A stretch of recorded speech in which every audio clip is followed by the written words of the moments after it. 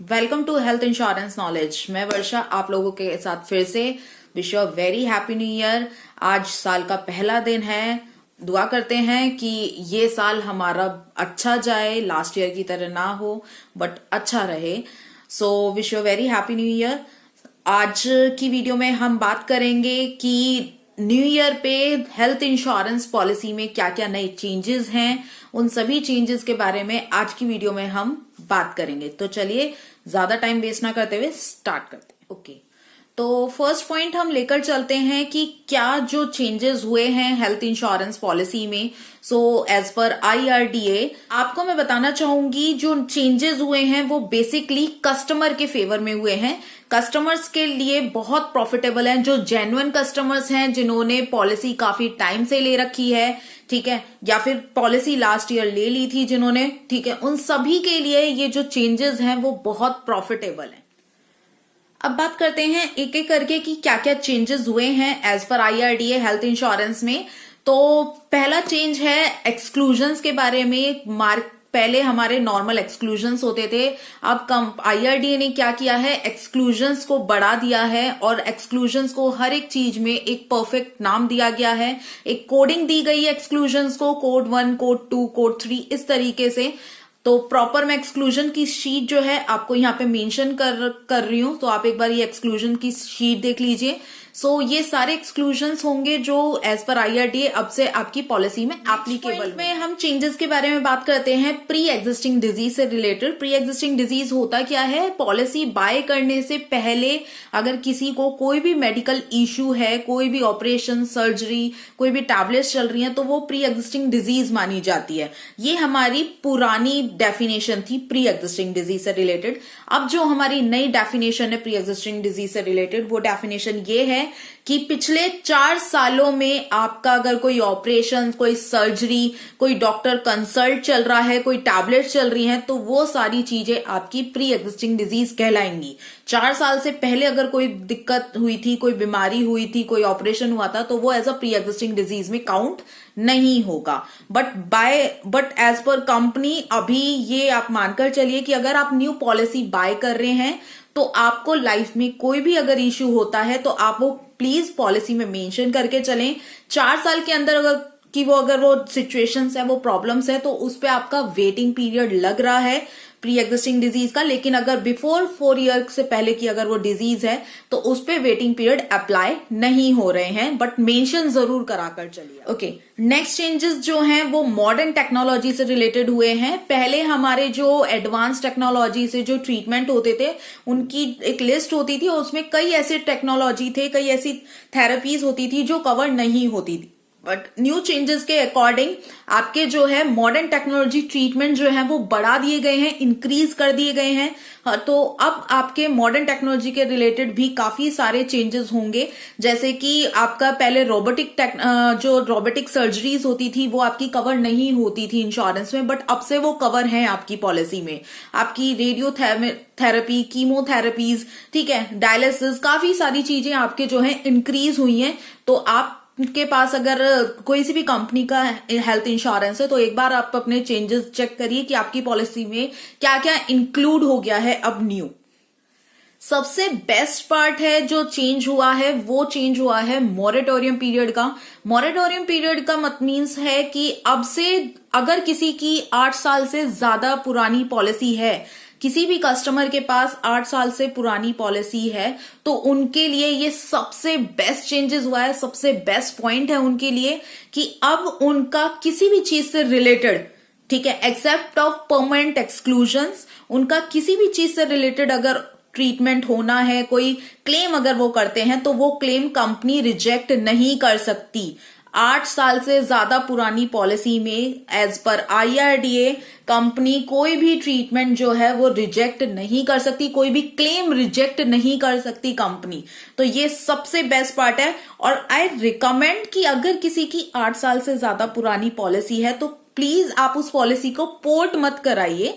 आप उस पॉलिसी को उसी कंपनी, अगर आप कंफर्टेबल हैं आप उसी कंपनी में, अगर आप का जो है एक्सपीरियंस अच्छा है उस कंपनी में, ठीक है, तो आप उसी कंपनी में कंटिन्यू रखिए। अगर आपको कोई चेंजेस, मतलब अगर आपका एक्सपीरियंस अच्छा नहीं है, अगर आपको सर्विस अच्छी नहीं मिल रही है, तो आप चेंज करा सकते हैं, पोर्ट करा सकते हैं। बट अगर आप पोर्ट भी कराते हैं तो आई रिकमेंड, अगर आप पोर्ट भी कराते हैं तो 8 साल के सारे अपनी पॉलिसी कॉपी के डॉक्यूमेंट्स आप लगवाइए, और दूसरी कंपनी भी 8 साल पुरानी ही कस्टमर माने जाएंगे आप, जिसकी वजह से आपका जो 8 साल का मॉरेटोरियम पीरियड है जो वो खत्म हो जाएगा। और 8 साल के बाद अगर आप किसी भी चीज का क्लेम करते हैं एक्सेप्ट ऑफ परमानेंट एक्सक्लूजन्स, वो आपको क्लेम कंपनी रिजेक्ट नहीं कर सकती। जो चेंजेस हुए हैं उनमें सबसे बेस्ट पार्ट मुझे यही लगा कि 8 साल पुराने कस्टमर जो हमारे वैल्यूएबल कस्टमर्स हैं, अब से उनका कोई भी क्लेम कंपनी रिजेक्ट नहीं कर सकती। नेक्स्ट चेंजेस की अगर मैं बात करूं तो अभी जो हमारा सब वर्स्ट कंडीशन है इस कोविड-19, जो बहुत ज्यादा क्लेम्स आ रहे हैं, तो एज पर IRDA आपका एक न्यू रूल आया है कि कोविड-19 पहली बात तो आपका काफी सारी कंपनीज में 15 दिन के बाद से ही कवर है। सेकेंड थिंग, आपका कोविड-19 से रिलेटेड एज पर IRDA अगर कोविड-19 से रिलेटेड आपका एक वैलिड क्लेम आ रहा है तो कंपनी उस क्लेम को रिजेक्ट नहीं कर सकती। कोविड-19 पे अगर कोई भी कस्टमर क्लेम करता है तो आपका क्लेम पास होगा एज पर दी IRDA। चेंजेस के बारे में बात करते हैं। नेक्स्ट चेंजेस है आपका non consumable items.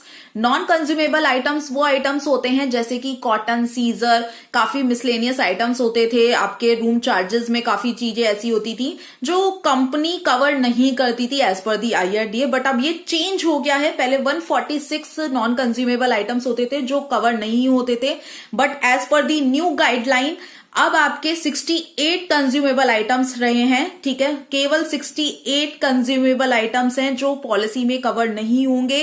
Rest of them सारे आइटम्स जो हैं वो आपके कवर होते हैं पॉलिसी। सबसे इंपॉर्टेंट चीज और एक नेगेटिव पॉइंट जो अब आया है, पहले आपके 2 टाइप के हॉस्पिटल्स होते थे। एक नेटवर्क हॉस्पिटल्स जहां पे आपको कैशलेस सर्विसेज दी जाती थी, और एक होते थे नॉन नेटवर्क हॉस्पिटल्स। अगर आप नॉन नेटवर्क में जाते थे तो आपको रिम्बर्समेंट फैसिलिटीज सर्विस दी जाती थी, यानी पहले आप अपनी पॉकेट से खर्च करते थे, उसके बाद कंपनी को क्लेम करते थे और कंपनी आपको रिम्बर्स करती थी।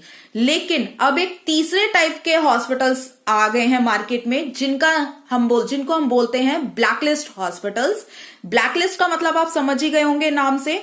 ये ब्लैकलिस्ट हॉस्पिटल्स में अगर आप जाते हैं क्लेम्स करने तो एज पर दी IRDA हर कंपनी ने अपने कुछ ब्लैकलिस्ट हॉस्पिटल बना दिए गए हैं। सो अगर इन ब्लैकलिस्ट हॉस्पिटल्स में आप क्लेम करते हैं, आप एडमिट होते हैं, तो कंपनी आपका क्लेम रिजेक्ट कर सकती है।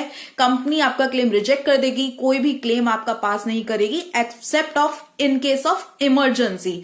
अगर इमरजेंसी में आप इन हॉस्पिटल्स में जाते हैं तो ही कंपनी आपका क्लेम जो है वो पास करेगी। अगर आप विदाउट इमरजेंसी इन हॉस्पिटल्स में ट्रीटमेंट के लिए चले जाते हैं तो आपका क्लेम रिजेक्ट है। कोई ये चीजें नहीं देखी जाएंगी कि आपने एक वैलिड क्लेम किया है या एक सही तरीके से आपने क्लेम किया है, doesn't matter, company claim reject कर देगी। इन हॉस्पिटल्स में कंपनी सर्विस देती ही नहीं है। तो आप जिस भी कंपनी की पॉलिसी यूज कर रहे हैं, वट एवर दी, वो स्टार है या वो मणिपाल सिग्ना है या वो मैक्स भूपा है या वो कोई सी भी कंपनी है, आप प्लीज एक बार चेक करें कि आपके नियर बाय जो भी हॉस्पिटल्स है वो या तो नेटवर्क में हो या नॉन नेटवर्क में हो, वो ब्लैकलिस्ट हॉस्पिटल्स की कैटेगरी में ना आता हो। क्योंकि अगर आप उस हॉस्पिटल में जाते हैं ट्रीटमेंट कराने के तो आपका क्लेम जो है वो रिजेक्ट है। तो प्लीज एक बार ये जरूर चेक करिए। Only in case of emergency ही आपका क्लेम पास होगा, वो भी केवल तब तक का होगा जब तक आप स्टेबल कंडीशंस में नहीं आ जाते। अगर आप एक बार स्टेबल कंडीशन में आ जाते हैं उसके बाद आपको फिर से मूव करना पड़ेगा उस हॉस्पिटल से, क्योंकि आफ्टर स्टेबल का खर्चा भी कंपनी पे नहीं करेगी। केवल इन केस ऑफ इमरजेंसी, जब तक आप स्टेबल नहीं है सिर्फ तब तक का खर्चा उन हॉस्पिटल्स में कवर होगा, अदरवाइज उन हॉस्पिटल्स में कोई भी क्लेम पास नहीं होगा। ब्लैकलिस्ट हॉस्पिटल्स हैं वो। और बेस्ट पार्ट है, अभी तक आपका अगर आपने एक फ्रेश पॉलिसी बाय करी है, आपको कोई मेडिकल इश्यू नहीं है, लेकिन इन केस अगर फ्यूचर में कभी HIV से रिलेटेड या फिर जेनेटिक प्रॉब्लम से रिलेटेड या फिर अगर आपका मेंटल डिसऑर्डर से रिलेटेड कोई भी क्लेम आता था तो कंपनी पास नहीं करती थी, वटेवर की वो फ्रेश बीमारी है। लेकिन अब आपके एज पर दी IRDA चेंज हुआ है कि अगर वो प्री एग्जिस्टिंग डिजीज है, यानी पहले से किसी को है, तो परमानेंट एक्सक्लूजन में ही रहेगा जिसमें आपका क्लेम पास नहीं होगा। लेकिन अगर वो medical situation as a fresh है, HIV, जेनेटिक प्रॉब्लम या फिर मेंटल डिसऑर्डर पॉलिसी लेने के बाद फ्रेश हुई है, तो कोई कंपनी उसका क्लेम रिजेक्ट नहीं कर सकती, आपको उसका क्लेम मिलेगा। तो ये एक पॉजिटिव पॉइंट है आप कस्टमर्स के लिए। मैंने बताया आपको कि जो भी पॉइंट्स बनाए गए हैं वो कस्टमर के फेवर में ही बने हैं ज्यादा से। एक बार आप गाइडलाइन चेक करिए अपनी कंपनी की कि क्या क्या चेंजेस हुए हैं। किसी को अगर कोई भी इशू होता है तो प्लीज मुझे कमेंट सेक्शन में आप कमेंट करके पूछते रहिए कि क्या अपडेट है, कि आपकी पॉलिसी से रिलेटेड क्या चेंजेस हैं, तो मैं आपको इन्फॉर्म कर दूंगी। प्लस मैं अपने वीडियो के नीचे एक लिंक दे रही हूं डिस्क्रिप्शन में। अगर आपको कोई भी क्वेश्चन होता है या आपको पॉलिसी बाय करनी है अपनी नीड के अकॉर्डिंग सुटेबल, और आप चाह रहे हो कि आपको एक परफेक्ट गाइडेंस मिल जाए, आपको परचेजिंग में हेल्प मिल जाए कि कौन सी कंपनी का बाय करे, तो आप उस लिंक पे जो है डिटेल्स मेंशन कर सकते हैं अपनी। ठीक है, आपकी डायरेक्टली आपको जो भी सजेशन मिलेगा वो मेरी तरफ से मिलेगा सारा सजेशन। इसके अलावा कोई भी डाउट क्वेरी होती है कमेंट सेक्शन में कमेंट कीजिएगा मुझे, और चैनल को जरूर सब्सक्राइब करिएगा। वीडियो अगर अच्छी लगी हो न्यू ईयर पे तो प्लीज वीडियो को जरूर लाइक कीजिएगा। Thank you so much and happy new year once again.